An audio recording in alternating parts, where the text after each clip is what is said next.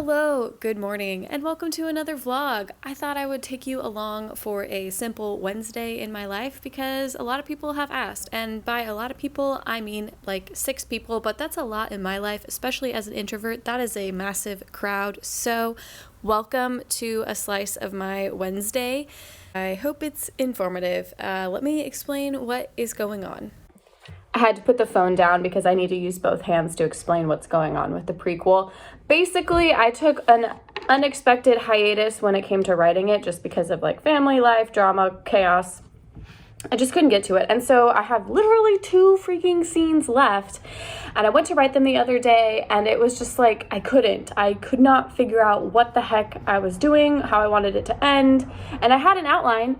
I've been following it pretty closely. Kent checked the outline. It's a solid outline. But I just could not remember some of the things leading up to this like point of tension, and I was just kind of confused. So I am going through it, rereading it, adding some stuff into it because I'm an underwriter. It's very short. It's not even novella length right now. It's embarrassingly short. It's more like a longer short story. Like it's not where I want it to be, but that's okay.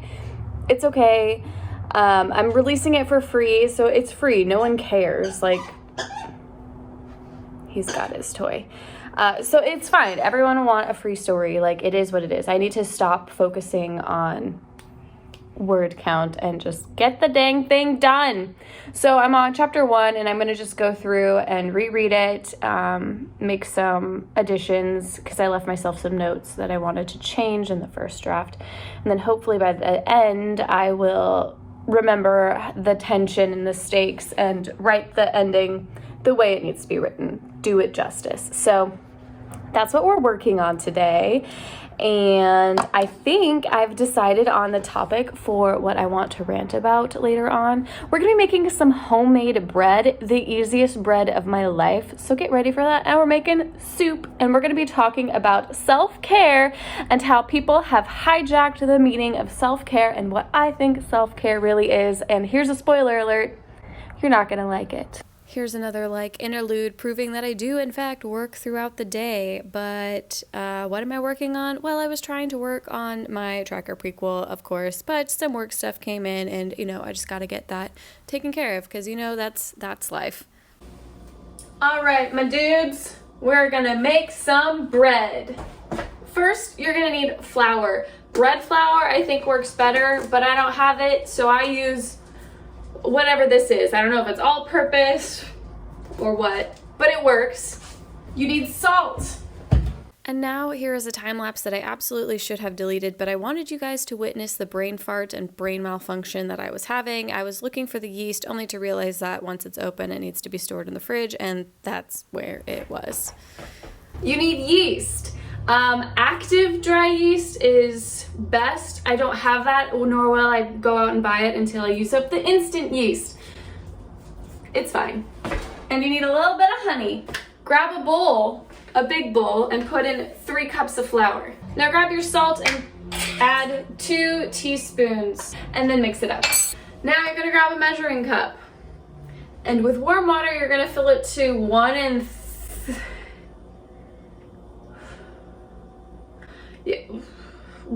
3/4 full of warm water.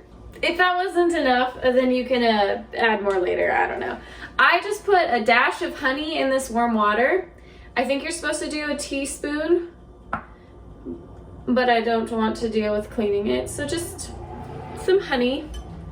And then you're gonna take your yeast and add 2 teaspoons to your warm water. And then you're gonna mix it up.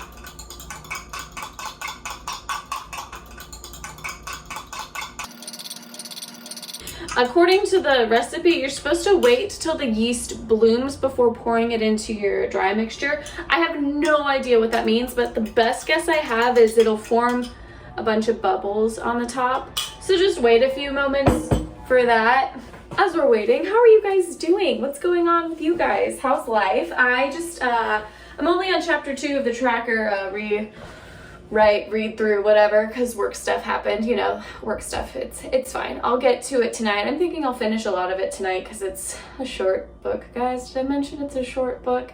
It's fine. I need to stop worrying about word counts. It's fine. I don't know, I think it's bloomed. Not much has changed. I'm over it. So then you pour your wet ingredient into your dry ingredients and you just mix it as much as you can. You don't need to knead.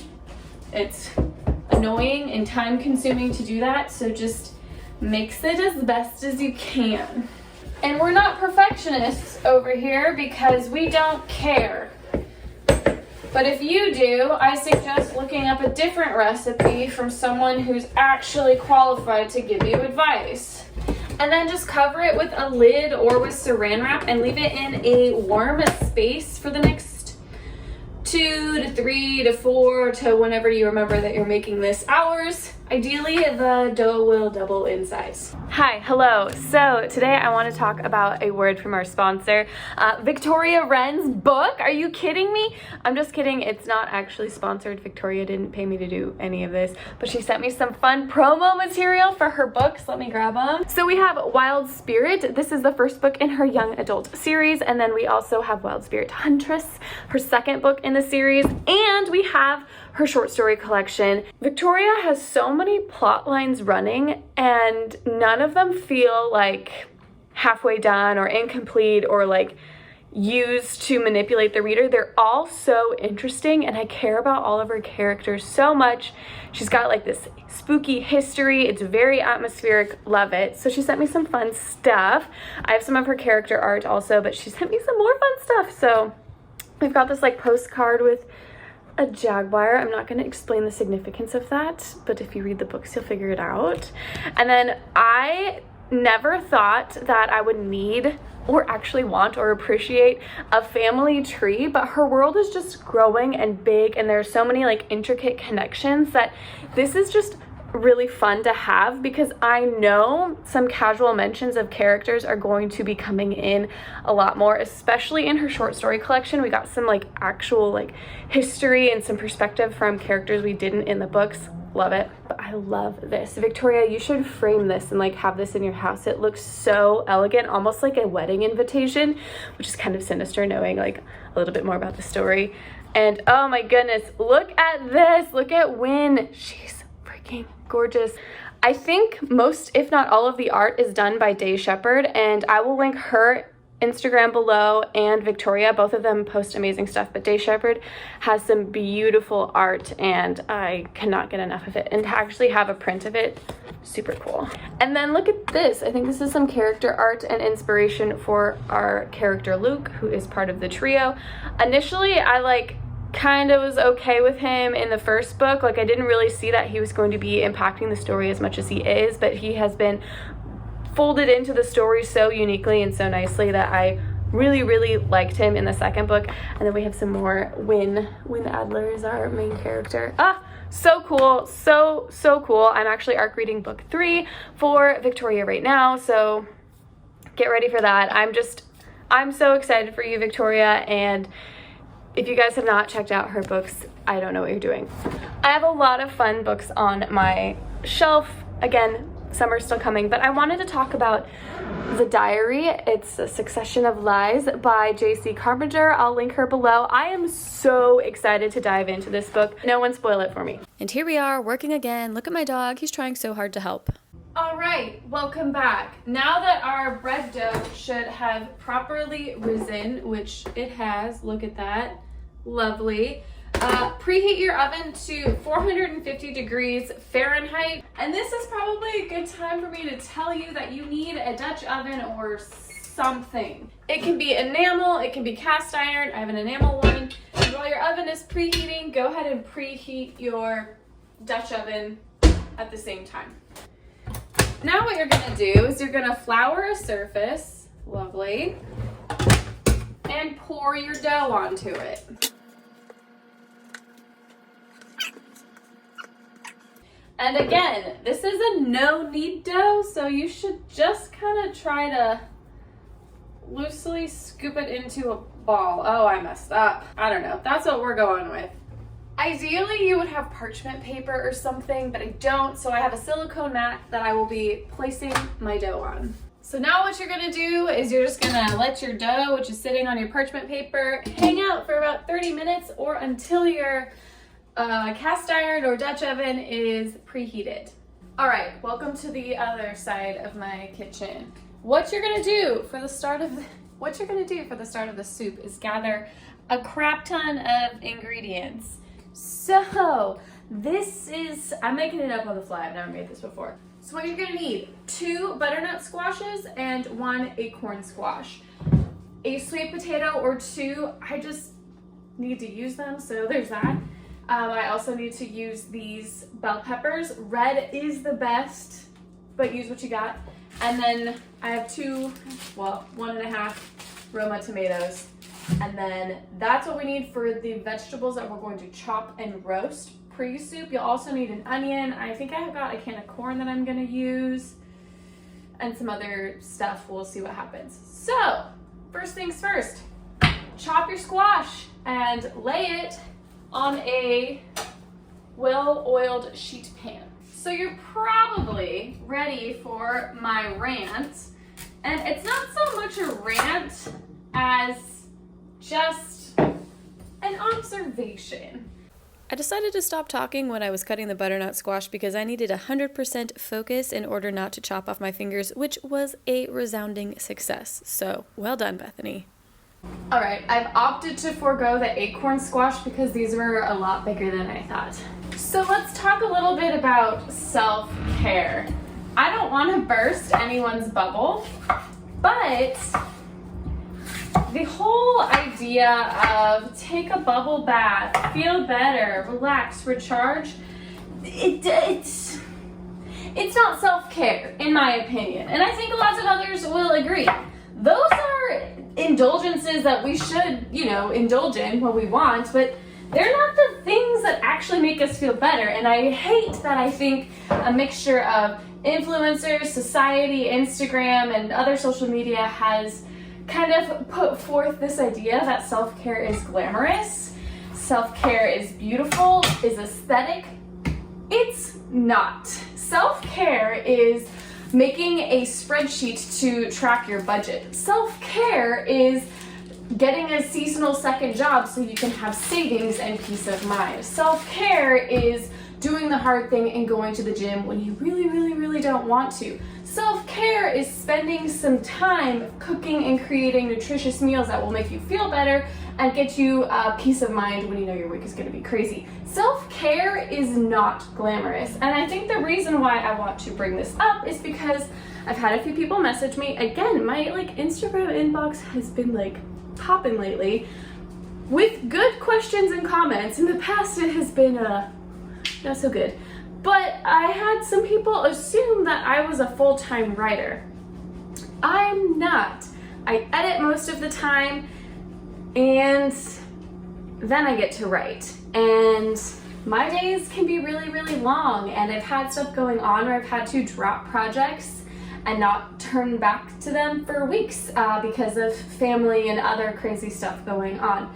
That just happens, and I think people just see the good side of everything that I do, and I think part of that is me. I don't just come on here and start complaining and crying about what's going on, because that's not really the place for it for me. If you want to cry on camera, by all means, that's just not me. So I was telling someone that I was kind of stressed with stuff, just nothing major, but I was just I was stressed, and they were like, go get your nails done. Sure, that's fun, that's an indulgence, I like doing that, but that wasn't gonna actually get rid of the stress in my life. Do you know what did, though? Making a list of what I needed to do and buckling down and doing it. That is self-care. Let's come up with some other examples. Bubble baths, great, love that. That's an indulgent. It should not be a reward. You should take a bubble bath when you want to take a bubble bath.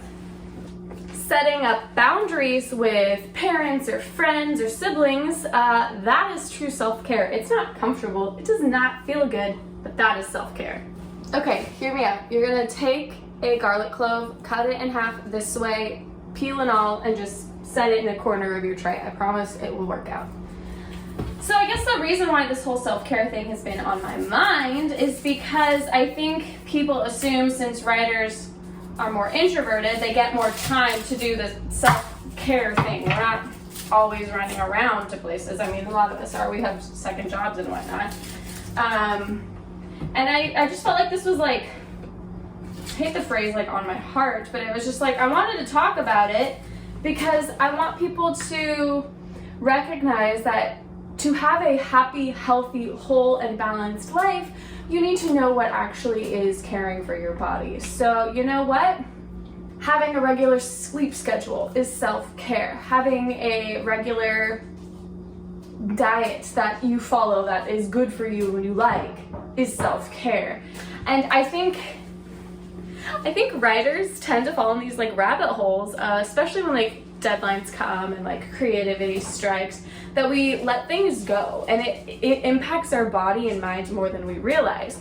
And so as things in my life slow down, I'm getting back to like homeostasis, my true balance, and I really am encouraging you guys to actually practice true self-care, because I've been seeing it a lot lately with the whole like aesthetic part of, oh my goodness, like eating chocolate and reading a book. Like, you can do that all the time. That's amazing. What you can't do all the time is create an actionable plan for your finances, for your health, for your mood. Like, I did not want to go on a walk this afternoon, but I did, because one, my dog needed it, and two, like, I know it will make me feel better. I'll sleep better tonight. I will feel better. I would have rather just kept writing my tracker prequel, which I am on chapter 6, by the way. Go me. It's been a process. Anyway, your vegetables should be just roughly chopped like that. And then you're going to sprinkle some, and now you're going to sprinkle salt, pepper, and what other spices sound good to you? Let's see what we have. We got the salt. Let's do some basil and a little bit of smoked paprika. Almost out of olive oil, but I'm gonna drizzle a little bit more on. Trust me, trust the process. It's gonna be good.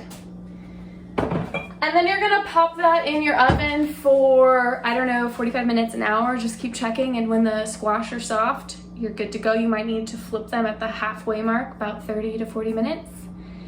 Yeah, and I have it at 450 degrees. You can do it and roast it at like 350, whatever you want. I have it at 450 because that's what I'm preheating my oven to for the bread. Speaking of which, we're gonna move the bread into our pot and bake it for 30 minutes. Quasimodo bread. Yes, smells so good though.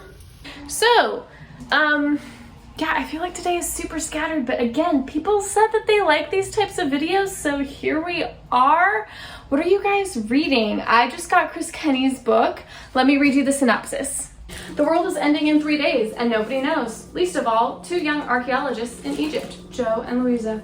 After discovering a secret that has been planned for centuries, they are taken on a journey through time itself in order to try and prevent the collapse of humanity. With no other choice, Joe and Louisa are forced to unravel the mysteries of the Golden Pyramid. Every second counts as they are being hunted by a mysterious assassin who will never give up his quest. But are they helping to stop the apocalypse?